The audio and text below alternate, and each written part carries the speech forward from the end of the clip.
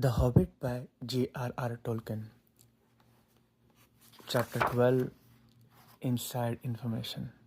Part 2. I have always understood, said Bilbo in a frightened squeak, that dragons were softer underneath, especially in the region of chest, but doubtless one so fortified has thought of that. The dragon stopped short in his boasting. Your information is antiquated, he snapped. I am armored above and below with iron scales and hard gems. No blade can pierce me. I might have guessed it, said Bilbo. Truly, there can nowhere be found the equal of Lord Smog, the impenetrable. What magnificence to possess a waistcoat of fine diamonds! Yes, it is rare and wonderful indeed, said Smug, absurdly pleased. He did not know that the hobbit had already caught a glimpse of his peculiar undercovering on his previous visit, and was itching for a closer view for reasons of his own. The dragon rolled over. Look, he said. What do you say about that? Dazzlingly marvelous, perfect, flawless, staggering, exclaimed Bilbo aloud. But what he thought inside was, old fool, why there is a large patch in the hollow of his left breast, as bare as a snail out of its shell. After he had seen that Mr. Baggins' one idea was to get away. Well, I really must not detain your magnificence any longer, he said, or keep you from much needed rest. Ponies take some catching, I believe, after a long start, and so do burglars, he added as a parting shot as he darted back and fled up the tunnel. It was an unfortunate remark, for the dragon spouted terrific flames after him, and fast through though he sped up the slope, he had not gone nearly far enough to be comfortable before the ghastly head of Smug was thrust against the opening behind.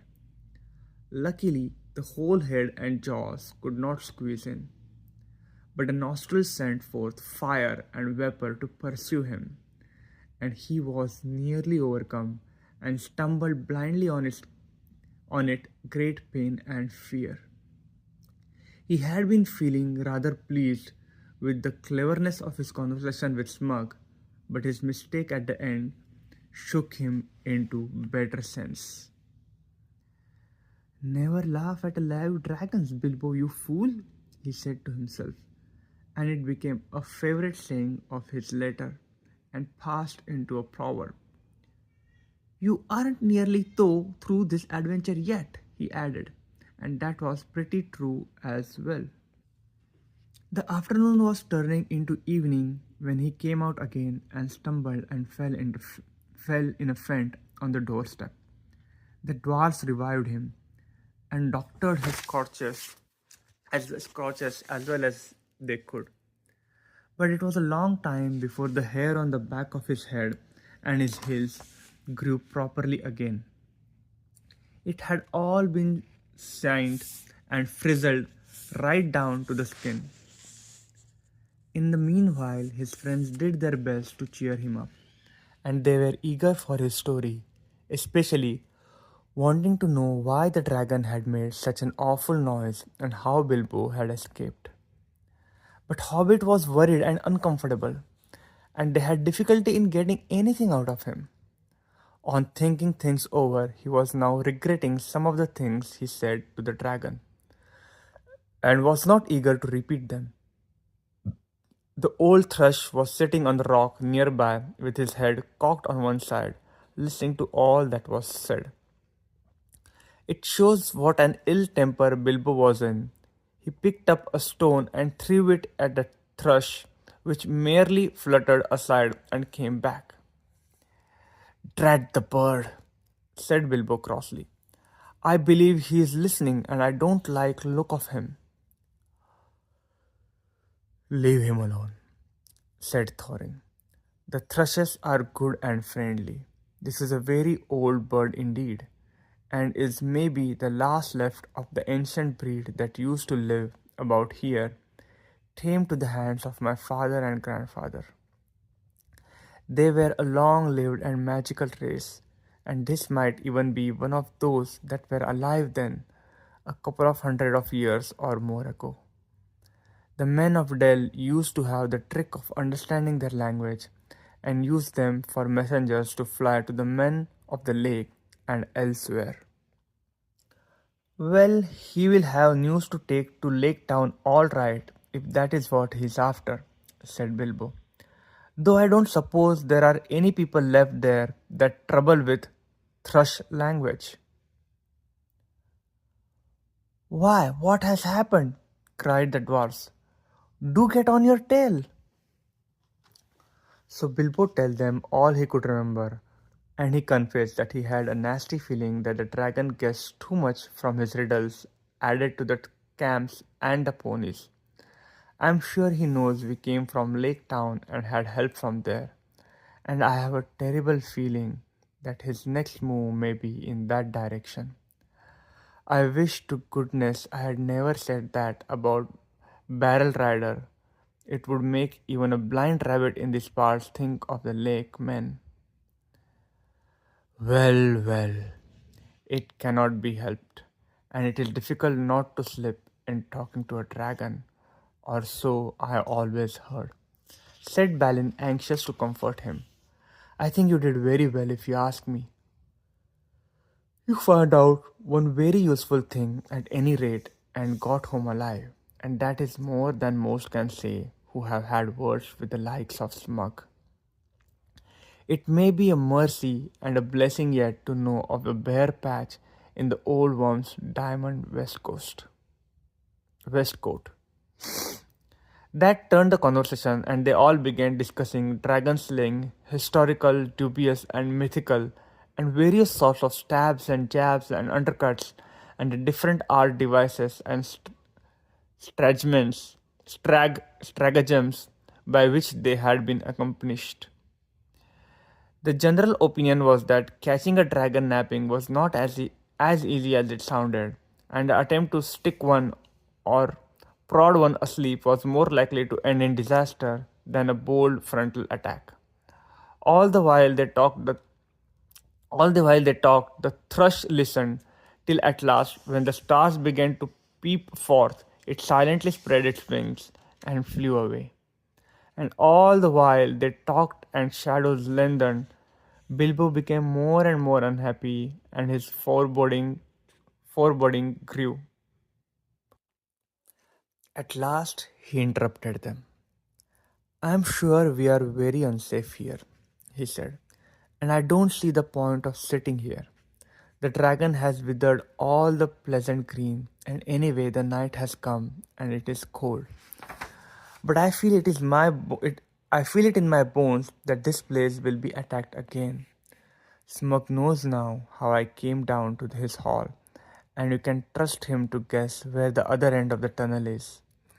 He will break all this side of the mountain to bits if necessary to stop up our entrance. And if we are smashed with it, the better he will like it.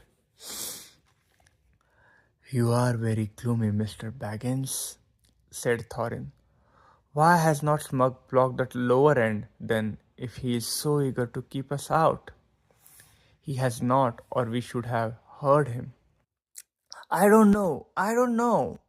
Because at first he wanted to try and lure me in again. I suppose now perhaps because he is waiting till after tonight's hunt, or because he does not want to damage his bedroom if he can help it. But I wish you would not argue. Smug will be coming out at any minute now, and our only hope is to get well in the tunnel and shut the door. He seemed so much in earnest that the dwarfs at last did as he said. Though they delayed shutting the door, it seemed a desperate plan, for no one knew whether or how they could get it open again from the inside. And the thought of being shut in a place from which the only way out led through the dragon's lair was not one they liked. Also, everything seemed quiet, both outside and down the tunnel. So for a longish while they sat inside, not far down from the half-open door, and went on talking. The talk turned to the dragon's wicked words about the dwarfs.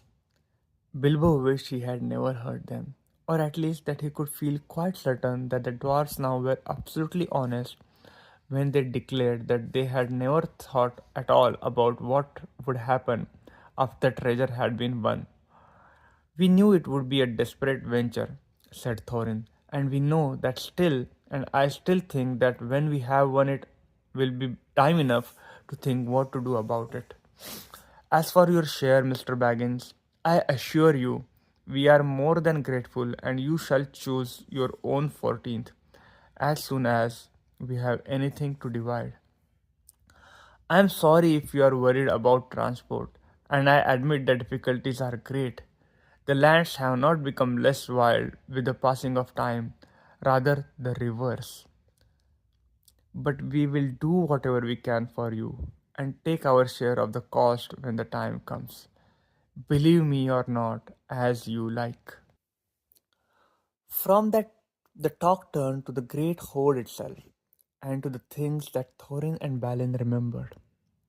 They wondered if they were still lying there unharmed in the hall below. The spears that were made of the armies of the great king Bladorthin, long since dead. Each had a thrice forged head, and their shafts were inlaid with cunning gold, but they were never delivered or paid for.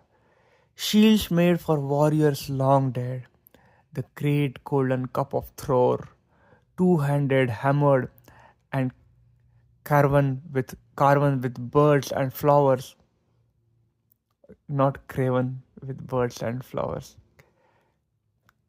carven with birds and flowers, whose eyes and petals were of jewels.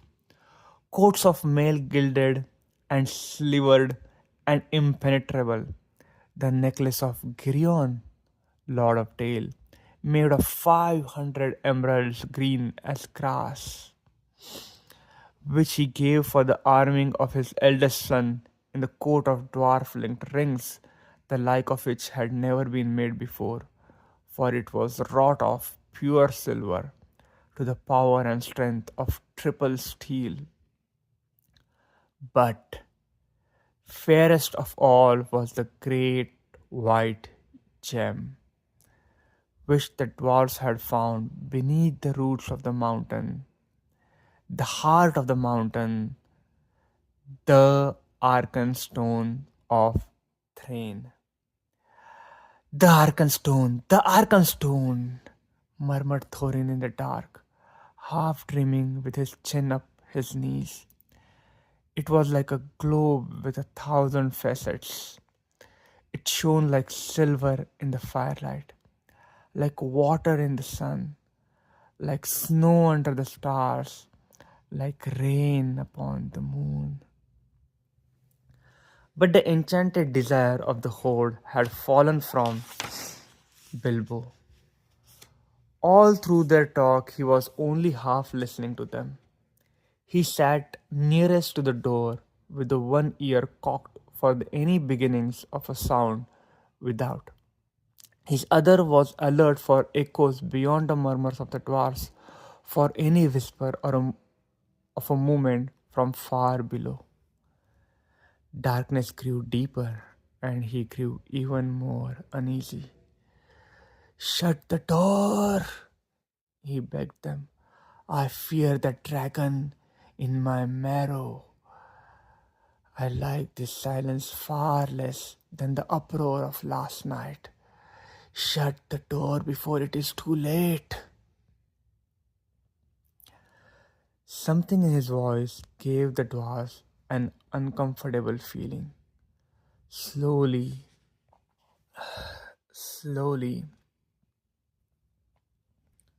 Thorin shook off his dreams and getting up, he kicked away the stone that wedged the door. Then they thrust upon it, and it closed with a snap and a clang. No trace of a keyhole was there left on the inside. They were shut in the mountain. And not a moment too soon. They had hardly gone away a distance down the tunnel when a blow of smote the side of the mountain like a crash of battering rams made of forest oaks and swung by giants. The rock boomed, the walls cracked, the stones fell from the roof on their heads. What would have happened if the door had still been open? I don't like to think.